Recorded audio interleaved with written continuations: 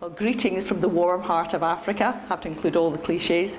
It's very warm today. We're in the National Council for Higher Education offices in Lilongwe, and we're very pleased to be joined by Dr. Golden Msilimba and Dingane Soko, who will be telling us a bit more about the priorities for the National Council for Higher Education and how Scotland and Malawi can work together in the HE sector.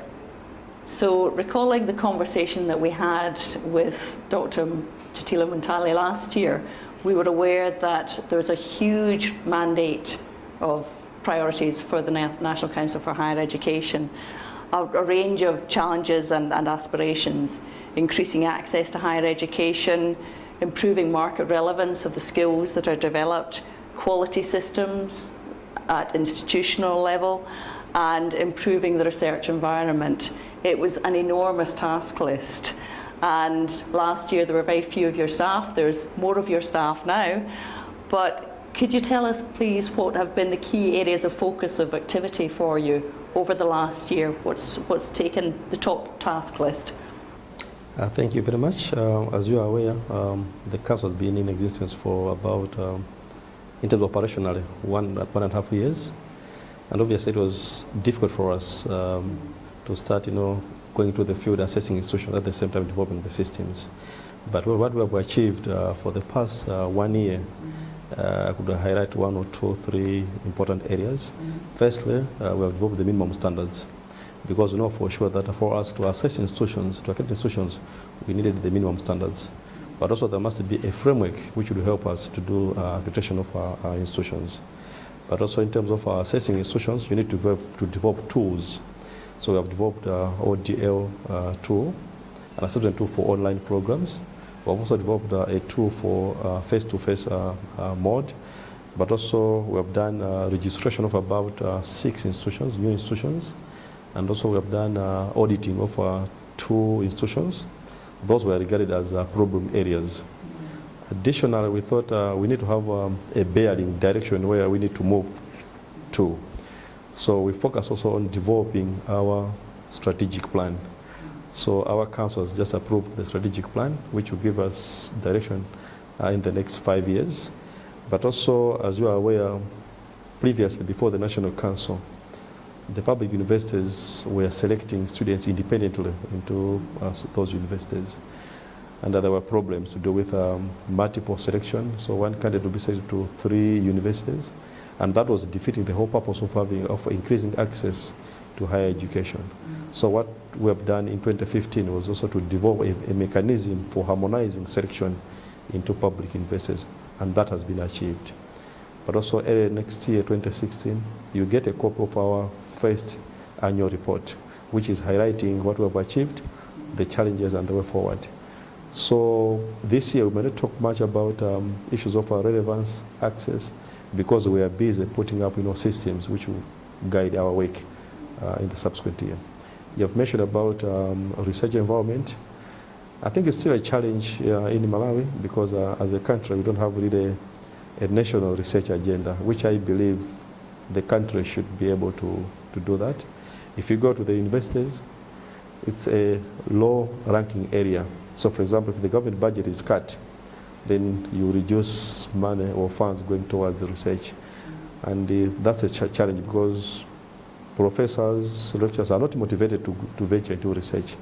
So it has been mostly donor-driven. So somebody comes in, can we do this research? But as a country, we don't have a research agenda which will really define, for example, how much funds in terms of the national budget should go towards research.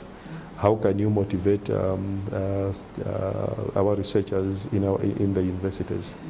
If you go to South Africa, you do research, there is a reward coming from government, a few rands going to the department of the university. In our country, that is not prepared. So improving the research environment, obviously we need to create policies that will champion research rather than waiting for donor-driven research. So that has been our work in the past 1 year, putting up systems, quotation systems. But I haven't talked about the other systems to do with the support services, which I thought they're simply supporting our work. But what I've highlighted had to do with our work as a regulator in the higher education subsector. Thank you. We know that the Malawi higher education sector has been having some careful consideration of what their priorities are and challenges, and that there was an event recently engaging with industry and to identify what were the most pressing issues in the sector. Your colleagues in Scotland would be very keen to hear more about the views of their Malawian colleagues on what their key challenges are, to see in what ways we as Scottish partners can interact with our Malawian counterparts to begin to address some of these challenges. So what did you see as being the key areas of challenge that came out of that meeting? Thank you for that question. I think there were two areas of concern. Firstly was to do with access, and secondly, issues of quality and relevance. If you look at a number of students being absorbed by the public universities, it's roughly about 0.4% going to the public universities, which means largely most of the secondary school graduates are not finding space in the public universities. On the other hand, we are seeing mushrooming of private investors, but still the public doesn't have much confidence in the private investors, because I think maybe the way they were set up, because they came into existence before the establishment of the National Council for Higher Education. So that's an issue. The public investors can only absorb a small percentage, but still people are not quite sure about the quality of education offered by the public, the private universities. That's one. In terms of relevance and the industry believes that the product which is coming from the universities does not match the labor requirements. So you have a small number of students going to the university, but that small number cannot be absorbed by the labor market. And the issues are, your curriculum is not relevant to our needs. It's not addressing our needs. So the question is there any consultation as curriculum is being developed? Because we thought the private sector should work hand in hand with the investors to develop curriculum which is responsive to the needs of the labor market. So I think that again is an area. But on the other hand, you find that the investors are also pushing the blame to the industry, because I think the industry is not providing what they want to the investor. They are not participating in curriculum review. They are not bringing in, the required resources, maybe owning a program. For example, in water resources, maybe the water boards will come in and say, we want 50 people trained in this area. But that is not forthcoming. And yet they want to have high quality graduates to work for the water board. So what is happening because of that disjoint? If an engineer graduates from a public university, he will be taken on board into a water board or the Ministry of Water Development, but they'll spend more time training that colleague. So he will not go straight and start working. So they still have to spend more to bring that colleague to that level where they want. So it's that challenge, but also issues of governance. I think, our public investors are parastatals. Yes. So there's still some state control. So in terms of what you offer, how to offer it is also governed, dictated by the needs of the government. And maybe sometimes there will always be a mismatch. While on the other hand, the private investors, although they're autonomous, but they're driven by profit maximization. It's not necessarily really to bring the quality, but let's have more students, let's have more money. And unfortunately, the money which is coming to the private universities is not used to improve the quality. It's also invested in another different sector. So I think the workshop really wanted to look at how best can we now bring in the private sector, government, and the investor together to look at issues of access, to look at issues of quality, and to look at issues of relevance, because the investor cannot manage it alone. Now, if you look at our colleagues in Scotland, obviously they can come in to help us how we can go about it, because it's still a complex web. And we need, well-developed systems to come in and say, in our system, maybe 60 years ago, 100 years ago, we were at this level. But through consultation, collaboration, we are now at this level. I think that's where I see a potential area of collaboration. Because, for example, we are talking of programs not being relevant. But do we really have data to support what we are saying? Do we have a proper system of keeping records about our students, where they are working, the programs they did in the university? You find that most of the issues will be speculative. People are really speculating. So, so it was really more or less like a brainstorming session. And unfortunately, we didn't have more experts coming from outside the country. I thought maybe we could invite people from also Scotland to come in and be part of that discussion, forum. But the good thing that 50% of the participants were actually from the private sector. So to me, I look at that as a good starting point in addressing the problem. And I think certainly in Scotland, we can't say we've got an answer to that question. They are questions that we are also grappling with. And amongst the institutions that are represented in the higher education and further education forum, there's a diversity of experience. So certainly we are happy to share the positive and sometimes the negative lessons that we have learned of what can work well and what some of the challenges are that we have also shared. So we certainly can't promise answers, but we can promise shared understanding. Actually, we can learn quite a lot because if you look at the focus of education system in Malawi, it has been primary and secondary. There was little focus on the higher education. So I think there are so many areas where we could learn. Yes. Because even when we look at the donor funding, it was more into primary. Yes. More recently, it's secondary. The higher education subsector, it was not taken as very important. But it's now when people are now realizing that if you don't invest in science and technology at a higher level, then the country cannot move forward. So I hope when we work together, obviously, we can share experiences and develop locally generated solutions to the local problems. Now to turn to you, can I just ask a little bit about how we've progressed on the World Bank Skills Development Project? Because I know that last year this was a new area of work for the National Council for Higher Education and a number of universities around Malawi. And it was a new way of working as well. So it would be interesting to hear how that project is developing and how things are developing there. All right, in terms of the skills development project, there's a lot of progress that has been achieved so far.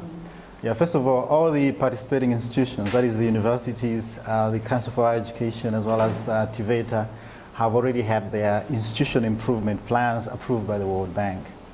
And all of these institutions have already received their first disbursement of funding, which was not linked to any deliverables yet. Now, as the council as well, we've already identified 2 key members of staff that will be managing this project. That is the monitoring and evaluation officer, as well as the project implementation specialist. Now we're just waiting for the administrative work for them to actually get on the ground in terms of assisting with the project. And the other developments have been in terms of the consultancies that we've involved to ensure that the project kickstarts. For example, we had to hire architects to look at the infrastructure needs of the participating institutions. That work has been done. And then there was also the work to do with what you call environment and social impact assessment that is underway. And then development of an open and distance learning framework that is almost concluding, and all the other consultancies are either concluded or they are on their way to completion. So we've made tremendous progress. And what is also very encouraging is the progress that the Lilongwe University of Agriculture and Natural Resources and the Mzuzu University have made in terms of having their open and distance learning centers set up, because that is going to increase access to higher education in the country. So there's quite a lot of progress that has been done under the project. Yes, it's very impressive how much has happened in such a short space of time with such a constrained team. So. Yes, no, but we've had a lot of support from the World Bank as well as the Ministry of Education and the participating institutions themselves. So that's why we've made so much progress, because of that support. And the other area that we were keen to discuss as well was the developments in partnership in the higher education sector as a whole. As I may have mentioned earlier, DFID are interested in developing higher education partnerships, but particularly moving beyond departmental linkages, which they supported in the past, to developments across the whole sector and enhancing higher education systems. Now, clearly, we in Scotland feel that we have a special relationship with our academic colleagues in Malawi.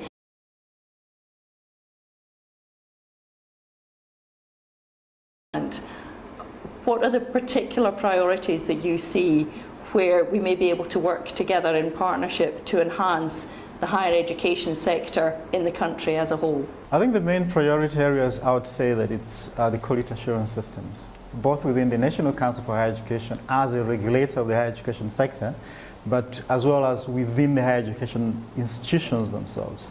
Because we believe that quality starts at the institution. If the institution has got good quality assurance systems in place, then that obviously means that our work is easier, and it means that we can rely on the reports that the institution provides to the National Council for Higher Education, as well as we can have assurance that our students, when we send them to those institutions, they're actually getting the kind of education that we expect to be offered by higher education institutions.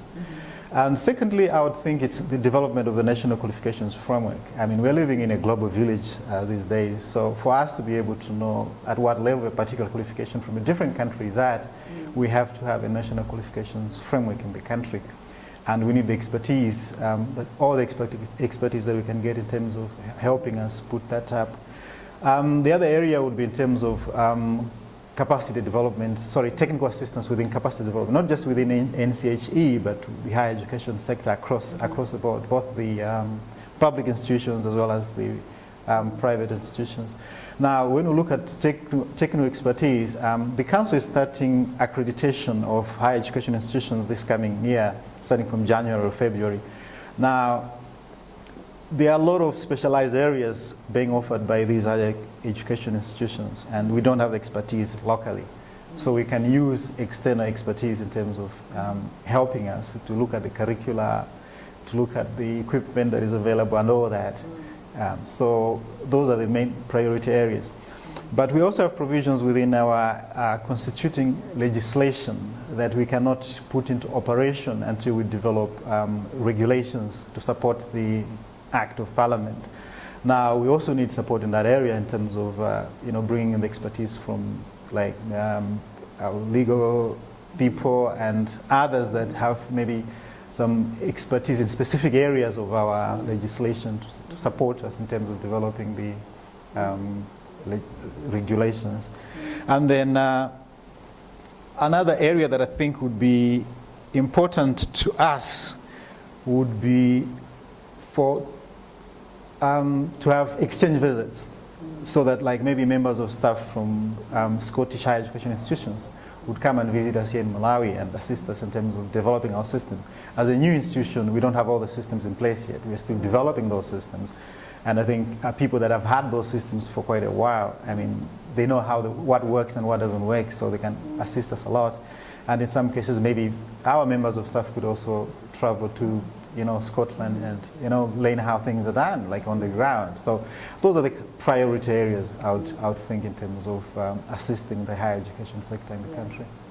Thank you very much. And certainly I think the people who are gathered in the Higher Education Forum across Scotland would be very interested in hearing these comments, because I'm sure there are many who have strong links with particular institutions in Malawi, and we will be very keen and happy to work with our partners more closely, the ones that we have already developed strong relationships with, where we can go through these difficult processes together, and build up a more robust system for higher education in Malawi in the future. So this is a great opportunity for our friendship to develop further. It's got a long tradition and a very positive one so far, and I'm happy that I think there are plenty of opportunities for us to continue that relationship for some time to come. So thank you. We appreciate your coming as well, and we know that there's a lot we can learn from you. Well, mutually. I assure you it's mutual. We learn a lot coming here too. So thank you very, very much for your time this morning.